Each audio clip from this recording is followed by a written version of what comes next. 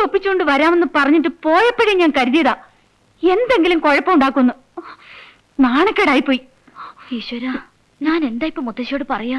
ആ, ഇനി ആ കാശിന്റെ കാര്യമൊക്കെ മുത്തശ്ശിയോട് പറയാൻ അയാളെ വിടണ്ട.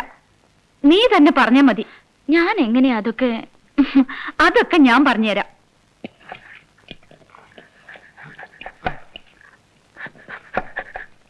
ഇന്ദുക്കുഞ്ഞിന് വിശേഷമുള്ള സ്ഥിതിക്ക് നമ്മുടെ കാശി യാത്ര മാറ്റിവെച്ചൂടെ? താൻ പോടാ അവിടുന്ന്. കാശിക്ക് പോവാൻ തീരുമാനിച്ചപ്പോഴേ ശുഭലക്ഷണ. ഇനി പോയില്ലെങ്കിൽ ദൈവകോപം ഉണ്ടാവും. താൻ പോയി ആ ബാങ്കിലെ ചെക്കൊക്കെ ഒന്ന് മാറി വന്നിട്ടുണ്ടോന്ന് അന്വേഷിക്കുക. ഇപ്പോഴല്ലടോ, പിന്നെ. എന്താ മുത്തശ്ശി ഇത്? പാവയ്ക്ക കൊണ്ടാട്ടോ. ഇതാ ലത ഏൽപ്പിച്ചാ പോരായിരുന്നോ? ഇതൊക്കെ അവര് ചെയ്താ ശരിയാവില്ല മോനെ. ഞാൻ കുട്ടിയെ നോക്കിക്കൊണ്ടിരിക്കായിരുന്നു. ഇന്ദു പറഞ്ഞു പുതിയ ബിസിനസിന്റെ കാര്യം. മുത്തശ്ശി ഉള്ളപ്പോ ബാങ്കിൽ നിന്ന് ലോൺ എടുക്കേണ്ട ആവശ്യമുണ്ടോ? കാശൊക്കെ ഞാൻ തരാം. അയ്യോ, അതൊന്നും വേണ്ട. എനിക്ക് മുത്തശ്ശിയുടെ സ്നേഹം മാത്രം മതി. ഞാൻ സ്വപ്രയത്നം കൊണ്ട് കാശുണ്ടാക്കി ആ കാശ് എന്റെ ബിസിനസ് മുടക്കിക്കൊള്ളാം. എന്റെന്നോ നിങ്ങളുടെന്നോ വല്ല വ്യത്യാസം ഉണ്ടാ കുട്ടി? നിങ്ങൾക്ക് അവകാശപ്പെട്ട കാശ് തന്നെയാ ഞാൻ തരാൻ പോണത്. അല്ല മുത്തശ്ശി, എന്നാലും വേണ്ട, ഒന്നും പറയണ്ട. എല്ലാം ഞാൻ തീരുമാനിച്ചു കഴിഞ്ഞു. ഇപ്പോഴത്തെ കുട്ടികൾക്ക് കൊണ്ടാട്ടത്തിന്റെ ഗുണമൊന്നും അറിയില്ല. പാവയ്ക്ക കൊണ്ടാട്ടം എന്ന് വെച്ചാൽ എന്താ അതിന്റെ ഒരു വിശേഷം? എന്റെ വേട്ടയ്ക്കൊരു മകനെ. എന്തായി ഗുരുക്കളെ പോയ കാര്യം? സാധിച്ചു. വസ്തു വിറ്റതിന്റെ ഡ്രാഫ്റ്റും മാറി വന്നിട്ടുണ്ട്. അതും കൂടി ചേർത്ത് ഇതിൽ വരവ് വെച്ചിട്ടുണ്ട്. ഇതാ പാസ്ബുക്ക്. നാളെ ചെന്നാ തുക പിൻവലിക്കാമെന്ന് മാനേജർ പറഞ്ഞിട്ടുണ്ട്. ആ, എന്നാ നാളെ തന്നെ വിശ്വനാഥനെ കൂട്ടി ബാങ്കിൽ പോയേക്കാം. ഗുരുക്കളും പോന്നോളൂ. എനിക്കിപ്പോ കാശൊന്നും വേണ്ട. തനിക്ക് കാശ് തരുന്ന കാര്യം ആരോട് പറഞ്ഞത്? ഞാൻ കാശിന്റെ കാര്യം ഒന്നും പറഞ്ഞില്ലല്ലോ. താനല്ലേ ഇപ്പൊ പറഞ്ഞത് എനിക്ക് കാശ് വേണ്ടാന്ന്? കാശ് വേണ്ടാന്നല്ല, കാശിക്ക് പോണ്ടേ എന്നാ ഞാൻ ചോദിച്ചത്. ഈ ഇടെ ഇദ്ദേഹത്തിന്റെ കേൾവിക്ക് ലേശം കുറവില്ലേ എന്നൊരു സംശയം. പഴയ ലേഖ ഉണ്ടാക്കി തരട്ടെ? വേണ്ട, അത് കഴിച്ചേ പിന്നെ ഞാൻ ഈ മാതിരിയായത്. അതിരിക്കട്ടെ, നമ്മുടെ കാശിക്ക് പോണ ടിക്കറ്റിന്റെ കാര്യം എന്തായി? കാശിക്ക് പോണ ടിക്കറ്റിന്റെ കാര്യം എന്തായിരുന്നു? ഞാൻ ആ കാര്യം മറന്നു. പോയി തിരക്കിട്ട് വരാം. വേണ്ട വേണ്ട വേണ്ട, ഇനി ഏതായാലും നാളെ ബാങ്കിൽ പോകുമ്പോ അന്വേഷിച്ചാൽ മതി. ഗുരുക്കളെ, ദൂരയാത്രയ്ക്ക് പോകാനുള്ളതല്ലേ? പ്രത്യേക തയ്യാറെടുപ്പൊന്നുമില്ലേ? അതിന് ബാങ്കിലേക്ക് അത്ര ദൂരം ഇല്ലല്ലോ. ബാങ്കിൽ പോകുന്ന കാര്യമില്ലടോ, കാശിക്ക് പോണ കാര്യം ഞാൻ പറഞ്ഞു. അതിന് ഞാൻ എന്തിനാണ് തയ്യാറാവണത്? പിന്നെ ഞാൻ ഒറ്റയ്ക്ക് പോവാനാ? അല്ല, എനിക്ക് കളരിയില് ഒന്നും പറയണ്ട. താനും കൂടെ കാശിക്ക് വരുന്നു, മനസ്സിലായ? ആ, 10-100 വയസ്സായ തള്ള കാശിക്ക് പോണത് മനസ്സിലാക്കാം. 10-30 വയസ്സായ ഞാൻ എന്തിനാണ് പോണത്? എന്താ എന്താ? ഒരു 30 ദിവസമെങ്കിലും അവിടെ ഭജന ഇരിക്കണമെന്ന് പറയായിരുന്നു. 30 അല്ല, 60 ദിവസം ആയിക്കോട്ടെ. ഭഗവാന്റെ സന്നിധാനല്ലേ? സന്നിധാനം തിരിച്ചു വന്നാ വന്നെന്ന് പറയാം. മുഴുവൻ പൊട്ടിത്തെറിയ അവിടെ.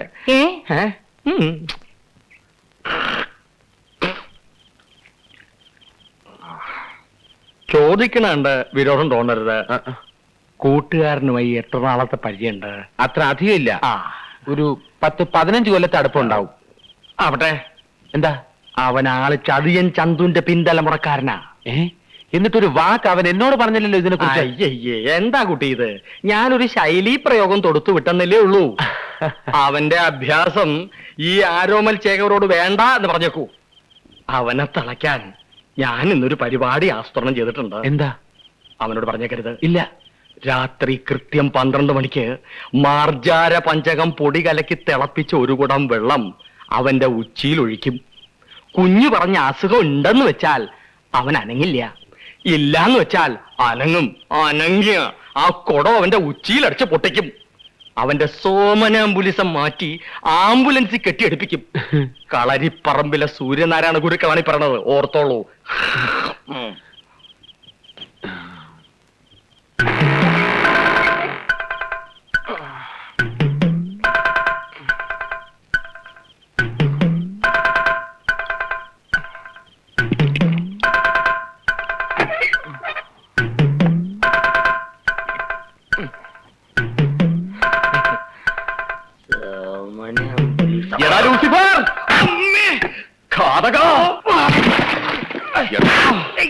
ഞാൻ നിന്റെ രക്തം കുടിക്കും.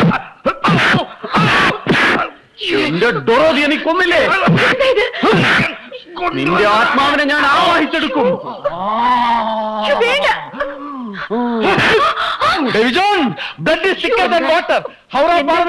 ധാരാളം വെള്ളം ഒഴുകി കഴിഞ്ഞു. ഇനി നിനക്ക് രക്തം കുറിച്ച് മതിയായില്ലേ?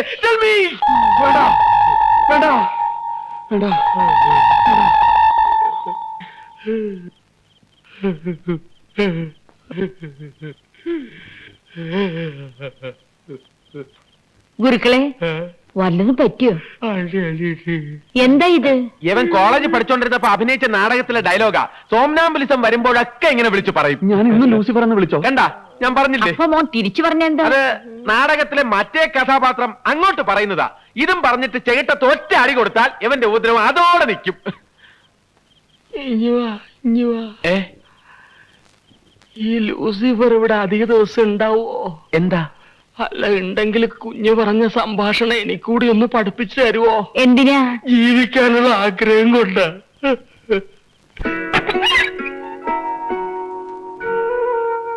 വിശ്വട്ടാ, വിശ്വട്ടാ, എഴുന്നേൽക്ക്. എന്തൊരോർക്കായത്? അയ്യോ, ആ മുത്തശ്ശി എങ്ങും കണ്ട? ആരുമില്ല ഇവിടെ, എല്ലാരും ബാങ്കിൽ പോയി. ഇത്ര നേരത്തെ? സമയം എത്രയെന്നാ വിചാരിച്ചേ? അയ്യോ, ഓഫീസിൽ പോകാൻ സമയമായി. ആ വക്കീൽ അവിടെ ഒന്ന് കാത്തിരിക്കും. കസ്റ്റമേഴ്സിനോടൊക്കെ ഇന്നാ വരാൻ പറഞ്ഞിരിക്കുന്നത്. അങ്ങനെ ഇന്നത്തോടെ എന്റെ എല്ലാ പ്രശ്നങ്ങളും അവസാനിക്കാണ് എന്റെ കുട്ടി. ഇനി ഒരുത്തന്റെ ഔദാര്യം ഇല്ലാതെ തന്നെ എനിക്ക് മുന്നോട്ട് നീങ്ങാം. Yes, I am going to prove myself. 2 ആഴ്ചക്കുള്ളിൽ സ്റ്റേ വെക്കേറ്റ് ചെയ്ത് കിട്ടും. അതുവരെ നിന്റെ കസ്റ്റമേഴ്സിനെ ഒന്ന് പിടിച്ചു നിർത്തിക്കൂടെ? അതിന്റെ ആവശ്യമില്ല. എന്നെ സംശയിച്ചവർക്ക് ഞാൻ ഫ്ലാറ്റ് കൊടുക്കുന്ന പ്രശ്നമില്ല. ഒരുത്തന്റെ സഹായം ഇല്ലാതെ തന്നെ ഈ കൺസ്ട്രക്ഷൻ കംപ്ലീറ്റ് ചെയ്യാൻ പറ്റുമെന്ന് ഞാനൊന്ന് നോക്കട്ടെ. എല്ലാവരോടും ഇന്ന് 1 മണിക്ക് ഇവിടെ വരാനാ പറഞ്ഞിരിക്കുന്നത്. അവരുടെ എമൗണ്ട് സെറ്റ് ചെയ്താൽ പിന്നെ ടെൻഷൻ തീർന്നല്ലോ. ആ, മുത്തശ്ശി ബാങ്കിൽ നിന്ന് വരാൻ സമയമായി. ഞാൻ വീട് വരെ ഒന്ന് പോയിട്ട് വരാം. എന്നാലും വിശ്വം, മുത്തശ്ശിയോട് നിനക്കും പോകാമായിരുന്നു. ഉണ്ണികൃഷ്ണനെ ഒറ്റയ്ക്ക് വിട്ടത്. ഏയ്, ഉണ്ണി ആ ടൈപ്പല്ല. എന്നാലും ഒറ്റയടിക്ക് ഇത്രയും കാശൊക്കെ കൈവരികയല്ലേ? നീ പറഞ്ഞു വെച്ച് നോക്കുമ്പോ അവരത്ര പുണ്യാളൊന്നും അല്ലല്ലോ. നീ വെറുതെ മനുഷ്യനെ ടെൻഷൻ അടുപ്പിക്കാതെ. നീ ഓഫീസിലേക്കല്ലേ, ഞാൻ ഡ്രോപ്പ് ചെയ്യാം. വാ.